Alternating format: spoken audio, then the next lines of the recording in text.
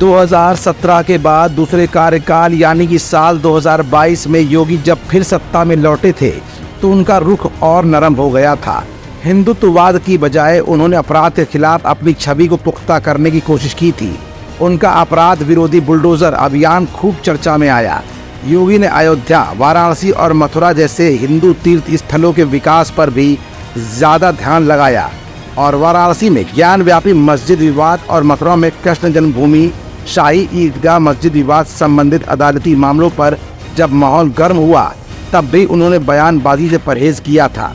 इसके उलट पहले कार्यकाल यानी 2017 में योगी आदित्यनाथ ने जब भाजपा की तरफ से पहली बार उत्तर प्रदेश के मुख्यमंत्री की कुर्सी संभाली थी तब यही योगी अपनी कट्टर हिंदूवादी छवि को लेकर काफी सतर्क हुआ करते थे।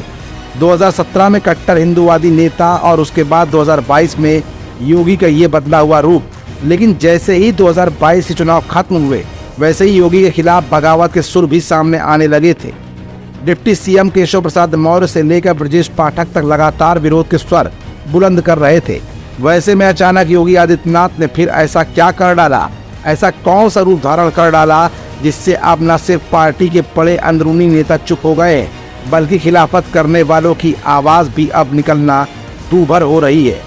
2017 और 2022 और फिर 2027 के विधानसभा के चुनावी आगाज से पहले आखिर क्यों बदल रहा है योगी का मिजाज, ये सब कुछ आज की इस रिपोर्ट में हम आपको दिखाएंगे भी और बताएंगे भी। योगी का मिजाज और अंदाज अचानक क्यों बदला, ये चंद उदाहरण कुछ आपके स्क्रीन पर चल रहे हैं जिससे आप ये जान जाएंगे कि योगी की आगे की पॉलिसी क्या है। योगी की आगे की पॉलिसी को गहराई से महसूस कीजिए। दरअसल ये बदलाव उनके हालिया बयानों और फैसलों में साफ तौर पर देखा जा रहा है। योगी आदित्यनाथ की अपनी पुरानी छवि में वापसी का ये सिलसिला उस समय सामने आया है जब यूपी भाजपा में आंतरिक मतभेद चरम पर है और ये कयास लगाए जा रहे हैं कि क्या भाजपा का शीर्ष नेतृत्व योगी को मुख्यमंत्री की कुर्सी से हटाने के मौके की खोज कर रहा है।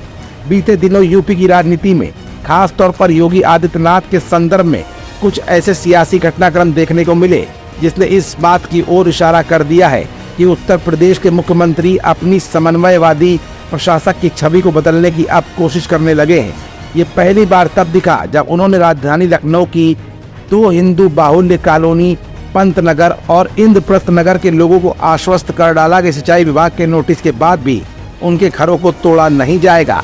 इससे पहले एलडीए ने लखनऊ के अकबर नगर इलाके में 24.5 एकड़ में फैले 1169 घरों और 101 व्यावसायिक प्रतिष्ठानों समेत 1800 ढांचों को ध्वस्त कर डाला था क्योंकि ये कुकरैन नदी के किनारे बाढ़ के मैदान पर अवैध रूप से बने हुए थे। उदाहरण नंबर 2, कांवड़ यात्रा को लेकर भी योगी का एक फैसला काफी चर्चित रहा।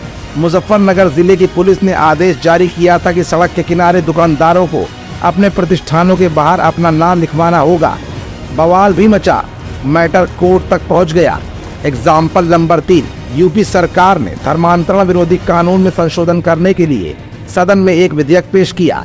इस विधेयक से उत्तर प्रदेश गैर कानूनी धर्म परिवर्तन प्रतिषेध अधिनियम 2021 को और भी ज्यादा सख्त बनाया गया। इसी बीच भाजपा का अंदरूनी बवाल चल रहा था। पार्टी के खराब प्रदर्शन के बाद यूपी में स्थिति बदल रही थी। पार्टी में उनके खिलाफ माहौल बनने लगा था। उनके डिप्टी सीएम भी इशारों में ही योगी पर हमला करने लगे थे। लगने लगा था कि शीर्ष नेतृत्व योगी के हटाने पर विचार कर रहा है। ऐसे में प्रतिद्वंदियों के सामने अपनी आवाज बुलंद करने के साथ साथ अब योगी आदित्यनाथ पुराने ठर्रे पर लौटते दिख रहे हैं, जो इस बात का मैसेज है कि 2017 में जिस रूप को धारण करने के बाद योगी आदित्यनाथ ने फायर ब्रांड नेता के तौर पर अपनी छवि बनाई थी, 2022 के चुनाव में योगी ने शालीनता बरती जिसका खामियाजा आज योगी ही उठा रहे हैं। लेकिन दोबारा एक बार फिर पुराने फ्लेवर में लौटकर योगी ने न सिर्फ अपनी पार्टी के बड़े बड़े नेताओं की बोलती बंद कर दी है बल्कि आवाज और खिलाफत करने वालों की सांसें भी अब ठहर सी गई हैं।